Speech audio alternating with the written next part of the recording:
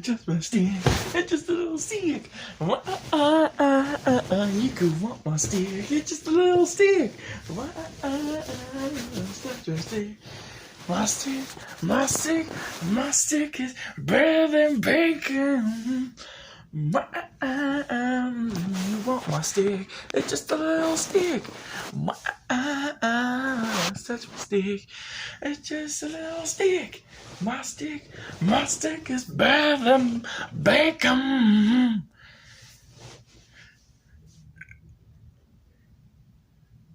Hi. How you guys doing today?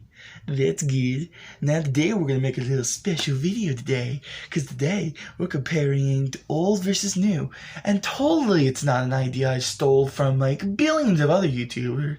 Like Nostalgia Critic and many other people. So, hee. But yeah, this is my first video ever doing this. So, I don't know. Hopefully it'll turn out good. Oh my goodness! And leave a comment below of what you want me, what other movies or TV shows or anime or whatever that I could want to make a old versus new, because whatever ideas that comes up to your guys' head, let me know. I would love to do that. But this in particular, this series I'm be doing is not on like sequels, more like reboot wise, like which one that's better. Like say for instance, like I don't know, Mary Poppins, the new one or the old one.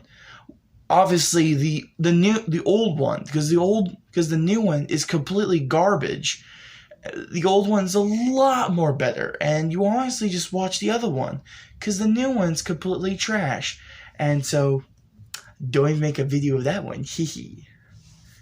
So, if you want me to do that, put in details of why, go for it. I don't care. So, anyways, this particular video I'll be doing is basically a movie or a series of Lemony Snicket's The Unfortunate Events. And this one particularly is I'm actually a big fan of the show and the movie, and it's pretty hard and I had some hard time trying to compare it, and so that's why I want to make this video in general, to see which one I like the most. And so of course we'll be pointing out not only its story, the soundtrack, the characters, it's the whole background, and yeah, and see how they're all good. And so if you guys really like this video, you know what to do. You can subscribe, like, comment. Comment anything. If you think this video is shit, you think this video is crap, you think I got big fat eyes, I don't know. Comment whatever. I'm sure you guys are weird enough to say, I like farts, by Farts McGee. I don't know. I mean, I'm sure there are people like that love comment the hell out of that. Don't ask me why. But anyways, so let's start with the characters. Now, of course, I'm going to start with the side characters, because I think the side characters haven't really had much attention. So let's start with Poe, Poe is the first side character of the story. Poe is basically, it's kind of easy, because the reason why I start with him, and him particularly, because the Netflix show, Poe is completely garbage. He is really dumb as fuck. And I know that they have the show, it's basically focused on like cartoony humor, but that's just like Jar Jar Binks type dumb. Like, goddamn, this character is the abomination. And I really wish, like I feel bad for the actor too, because whoever wrote his character sucks. And none of that, it completely repeat the exact same trope over and over again, and of his character trait, I mean. And that's kind of unfortunate, to say the least, where he's basically, where he's coughing a lot and all that stuff. And I thought that, oh, okay, so he's gonna die right when he started to hit this conclusion of, I'm so sorry, kids, I ignore you all, and I was so dumb and ignorant. But no, We didn't get that. You know why? Because the writers are fucking incompetent. And they rather get that stupid coughing joke. Oh, he's coughing. Because he's sick. But I actually really like the Poe in the movie character. And of course, people are going to be commenting, well, oh yeah, I get it. Because he's white, huh? No, because he's a way more better character than the Black Poe. I'm sorry, but this actor and the way he is written is so realistic. Like he's ignorant, but not like obviously ignorant. Like ignorant enough that I could be ignorant like that. You know, it's like okay, when like if Klaus say like you're trying to kill me, trying to kill us all. It's like, dude, you're over the other side of the train, and the keys are not even in gear. So, kid, shut the fuck up. You know, it's that kind of ordeal. It makes sense of the movie version Poe because he's just ignorant like that. You know, it's like whatever. It makes sense with this Poe, and I actually like this character. Where if Count Olaf is saying like being evil and stuff. And he's like pissed. He's like, you fucking awesome, you horrible monster, you know? And also the coolest part is he's making sure he's like super serious about the situation that the Baudelaires are in, you know? He's like, I'm gonna make sure that fucker is like dead, you know? And just like a good character like that. He actually really cares. Unlike the Netflix show of Poe and his family, where they're completely just fucking psychopaths, and they have no human morals ever. And I hate his wife too, because his wife is like, oh, want your wife? Oh, your kid, it'll be good headline. Interviewing the Baudelaires, the orphan Baudelaires. It's like, shut the fuck up. It's like, goddamn, how, like, I get it's supposed to be funny, but just, like, still, it didn't work for me. And I'm into dark humor. And I love dark humor. I'm the next guy that loves dark humor. But this one in particular is just, like, shut the fuck up type of humor. It doesn't really work with me. Whatever. So, that said, the movie version of Poe won. Because I really like this character. He makes sense. Great logical character. Now, next one. Now let's start with the narrator. Now this one in particular is pretty tough because we have the Joe What You Know from AI, Lemony Snicket narrator, which he's actually really cool. I actually like the British accent, and the way every time his typewriting has got messed up and shit, the story stopped right there. And it's such a perfect climax to build up with it, you know? And you thought, it's like, oh fuck, he's dead. Klaus and the little child is dead and stuff, you know? And it's a perfect moment like that. While the other one is, of course, your boy, Joe Swanson. Or, hey, Peter. And he's his voice is magnificent. But mainly half the time it's kind of like his story, except I love how the way he show his character. Like he's everywhere basically. He goes inside sewers, he goes in buildings and stuff, you know? And you see he's like really investigating all the Baudelaires and all the unfortunate events. Oh, I'm sorry. My goodness, I'm so sorry. But anywho, and also of course he like explains about like some words about figuratively and literally, like what's the difference between them, you know, harmless themes. It's pretty cool. It's not that interesting, but then again, it's actually pretty cool because I can actually learn. It's actually pretty learning. It's pretty gives you information and stuff, which is pretty helpful. But then again, we wouldn't have the beginning movie, the scene in the movie where it shows that L scene, which is such a perfect beginning way of starting a movie, especially a dark story like that. It's so perfect. And essentially it's world building, and I love that. So I'd say this is a tie because I love Joe Swanson, my boy, but I love how the way how he narrates, and the story, how he progressed the story, and it's so good.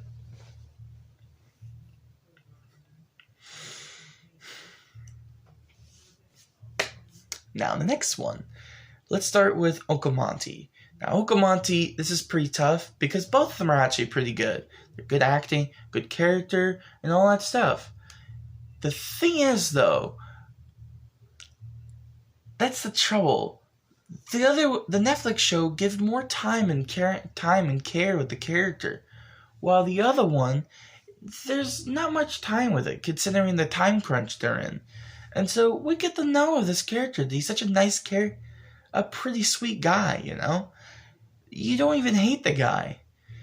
While the thing is, the one thing I choose the movie version, the death scene. The death scene, I actually like this one because you actually feel bad for him, and he's saying he's comforting his pet snake and stuff. He's saying, "I'm gonna miss you. You're so beautiful." While he's seeing Count Olaf going near him while he's so ominously there. And he's about to kill him off screen. And while the other one, it's basically Resident Evil trailer.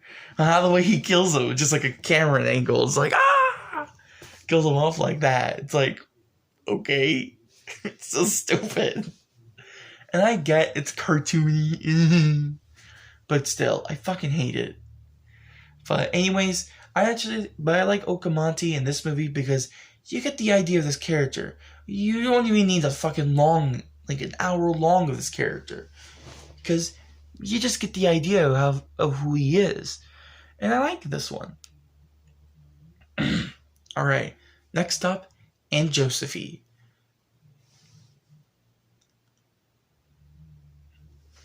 The movie version of Josephine. I like this one. So whoever likes the TV show version of it, go for it. But I just think her acting in the TV show one was just over the top. It's dumb. And it's just like, oh my god, shut up. But the other one is actually pretty subtle, where she's heckin' kind and nice, and you understand that, like, you kind of get her. Like, she isn't, like, over the top, you know? She's actually, like, good with her performance. And I really like her character. Especially her fucking theme song. It's so good. It's, like, otherworldly soundtrack. And I'm a sucker when it comes to Silent Hill-like soundtrack. Especially when the beginning you see her.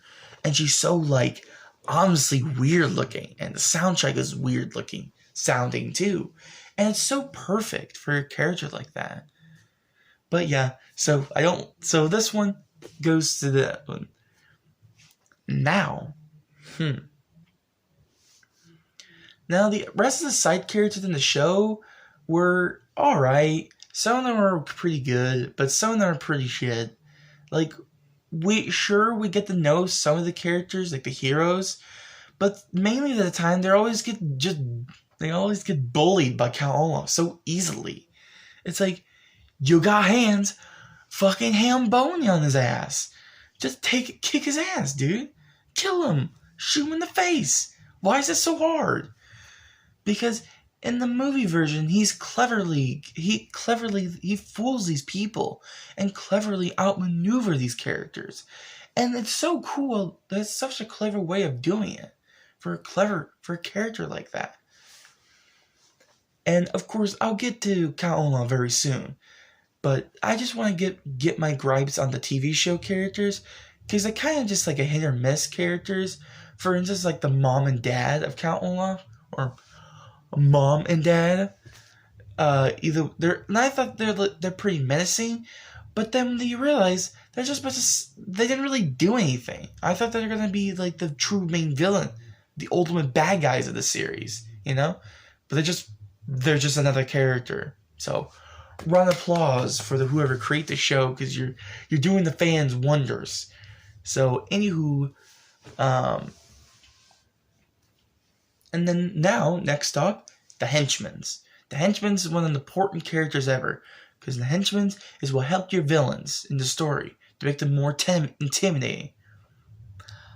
Honestly, I know I'm sucking the tits of this movie, but I prefer this one because these characters, because these henchmen, sure we barely get to know them, but to be honestly, did we ever get to know of the site of these henchmen as well in the show? Nah, oh, except the Hook guy. Like, it's the only character trait we ever know from the Hook guy. It's like, yeah, these guys are freaks, and I could see why these characters even joined McCallum in the first place, because he accept them. Either way, he didn't at all. He just want to use them for his own benefits. And yeah, again, I'll get to the Count Love character, because oh boy, I got a lot of saying on that. But anyways, the Hook guy, like, yeah, we get to know the character, but he's kind of dumb as shit. While the movie version is actually, these characters are actually pretty realistic. Because these are the kind of characters I could see in the streets. It's like, yeah, fuck that. I don't want to go near these guys. Like, you know, because they look like real people. They act like real people, you know? And especially the Hook guy is the most creepiest motherfucker ever. When I saw him fighting Klaus, I was scared as shit, because this guy was creepy. And sure, yeah, it was a quick fight, but still, he was creepy. He was still fucking menacing. And he wasn't easily fooled, you know? And that's what I like about these characters having in the movie version. Because his characters are more like dark and realism, you know? And pretty good characters. And that's what I like about it. And now, we're in Fruit the Shroud. The reason why I brought her up, because I honestly like the TV show version of Versus Shroud. Sure, we didn't get to know her, and sure, she's a kind soul and stuff, and she had no idea. But I actually like this character, and I really wish they spend more time, give her more screen time with her. To give her a moment where it isn't all that bad, you know? You can visit her sometimes to look at her library. I actually like this Ruth the Souch character because this judge character is so good and likable, and I actually like her, and I really like the actor, and not only because of her character, because of the actress, because she played the Addams Family in School of Rock. She got me a Barbie. That's not who I was. I love that character. So she's so fucking good. But anyways, so yeah, 1 point for the TV show version. Yeah, I didn't really get any justice for them. But anyways, now let's get to the Baudelaire characters. Now the Baudelaire characters, it's kind of tough because realistically, we barely get to know the characters in the first place. Besides the TV show version, they have a couple. They have a cutesy relationship with them. While the other one, they'll basically have every situation they're in will unfuck their situation. And it's pretty proven enough where you have the oldest sister, who she's an inventor, and she can solve anything. And there's always be something to invent something, to solve a situation. And that is so good for her character. While the TV show version, there's not much. She didn't really solve anything, you know? You never see her ever solve a situation where it's you grab a bunch of scraps and make something with it, you know? It was such a cool way to doing it. Well, and then Klaus, I'm sorry I forgot her name. I'm so sorry. But Klaus, in the movie version, I actually like this one because he's actually pretty useful. He looks at all of his past, his memories of all the books he reads. And that's he's a bookworm. He's a book of knowledge. And it's pretty useful with all that knowledge he has in his hand, where he could solve they can unfuck their own situation they're in. And while the other one, he's pretty useless. Like, without the book knowledge stuff, he's fucking useless. The majority of the show, he's just winging it half of the time. And that's sad. It's so fucking sad. However, Sunny. Now, Sunny is pretty fucking tough. Because Sunny, the Netflix version, had so much personality with her. She has so much, like, stuff to do, you know? And then she literally bite off the leg of Count Olaf's, like, wooden leg, I mean. And then reveal the thing. And it's kind of weird that the movie version didn't do that to begin with, but whatever. Anyways, it's kind of interesting how this character himself... It's kind of interesting how her character herself is, like, she used her ability of biting things in the convenient moment, you know? And it's just, like, at the last moment. And she's actually a pretty funny character in moments. And she's actually one of the most funniest characters ever. Because how much personality with her, especially the relationship with the Hook guy. Either way, he's kind of not really intimidating and not scary as hell. There's some pretty cool relationship, and I kind of wish they had that in the movie. But that's in my opinion. However, the baby Sunny, and this one has dialogue, while the other one kind of didn't, to be fair honest. And I think I like this movie version better because the baby one is actually pretty funnier than this one. Because it's, like, obviously comedy, while this one's actually pretty funny with its dialogue and stuff. And it's pretty clever how the way it maneuvered with the baby. And the way that the baby, the actress is, like, has moments, it's so fun. It's so good.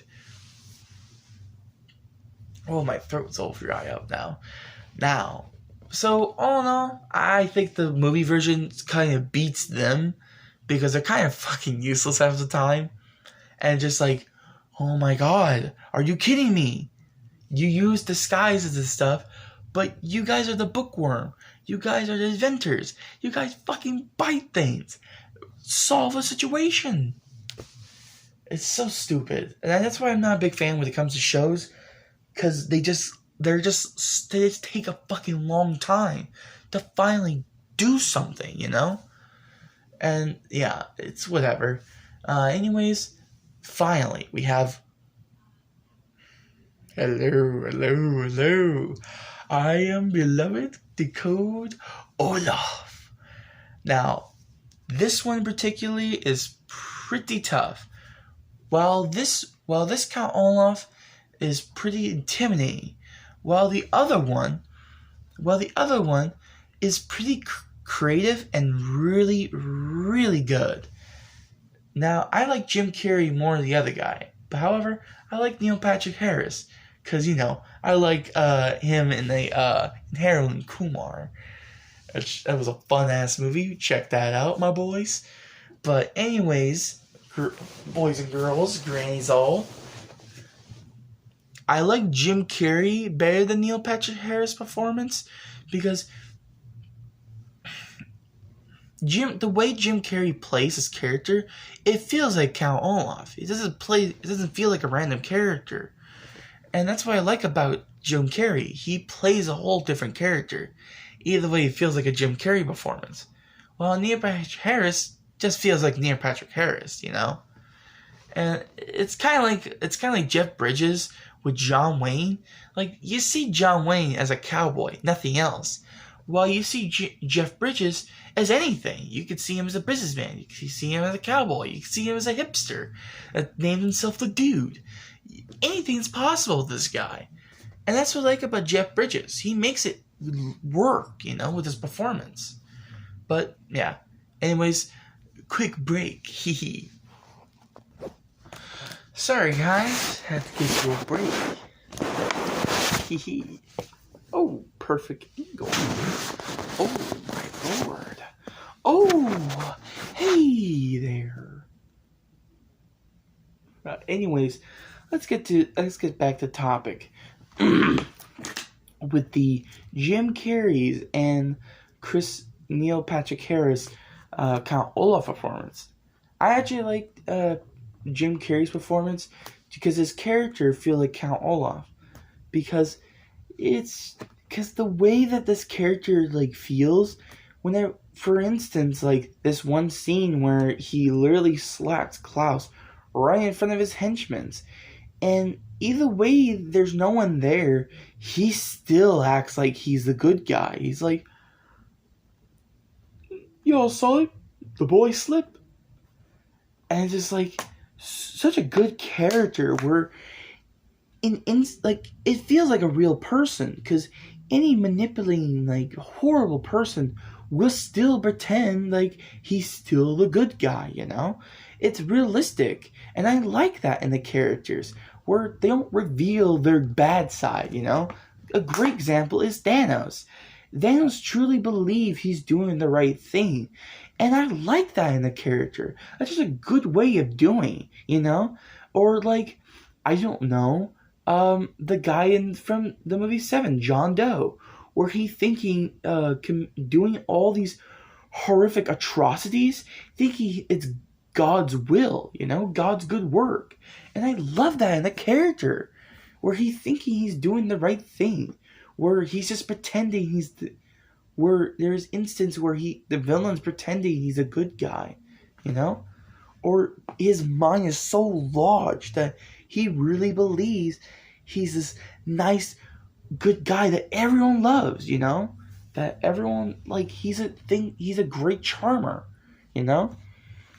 and it's obvious, and I like that in the character. And of course, Jim Carrey's Count Olaf is also very intelligent than the Netflix one. Like, there's instance where he always planned things ahead of anything, any situation he's in. And it's so good for a character like that.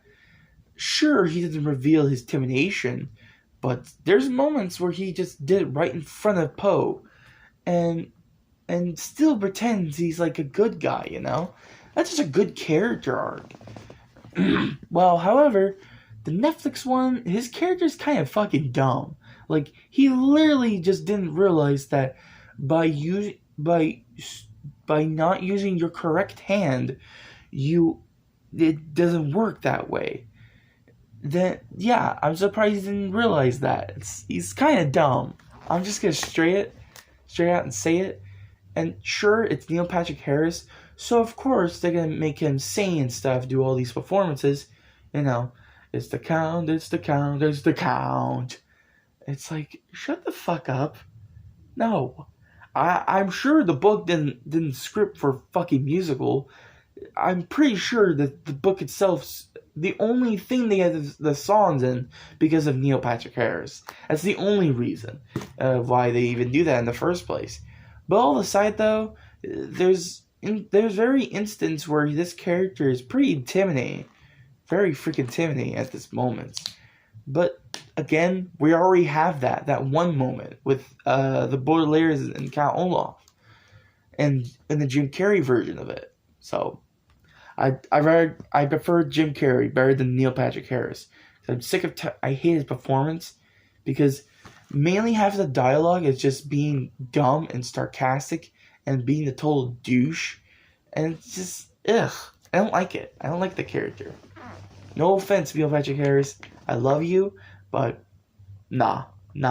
This role, no, does not suit you, dude. Does not suit you, bro. I'm sorry. So I don't care how much songs you do. You won't impress me. So sorry. Well, your character's dead, so spoiler alert. And the thing, I want to talk about this too, that after all these fucking seasons, like, how many was it? Like, season 3? Fuck me. It's like, that is so long to me, because it drives me insane to me that there's that many seasons of the show. And that's crazy to me. That is mind-boggling. of how many seasons the show's progressed. And so many people praise the show as like being the greatest show ever. Fuck no. No. The show is not even near that. So, whatever. Oh my god. And let's talk about the story, by the way. Since we're already done with the characters, which obviously the movie characters succeeded very well. Now, the story of it is pretty...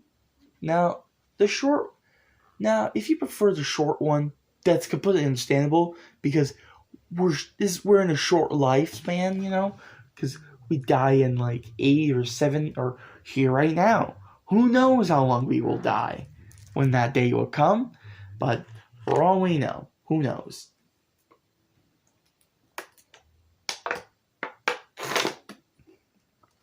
However, just like this goddamn video, it's gonna be like a fucking hour long. The Netflix one takes 3 fucking seasons to end its conclusion. That it's so bad how the way they end Count Olaf. Like, I'm positive it's in the book, but fuck that. You can change the book. You can change the story. Don't have to make it look fucking retarded. Look ridiculous. But, whatever. I was hoping they'll do something with the 2 main villains. Those 2 other villains. But they didn't really do anything. So, whatever. And don't get me started with the fucking British bitch with the sugar bowl bitch. It's like, shut the fuck up.